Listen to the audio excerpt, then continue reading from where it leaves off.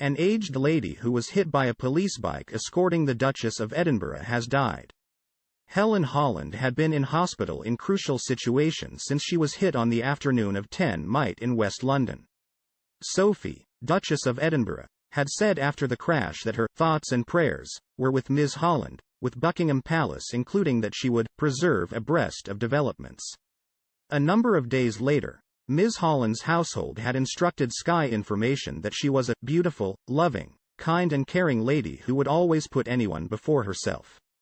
That they had mentioned that the mom of 4, grandmother of 10, and great-grandmother of 7 was a well-respected and in-style member of the group.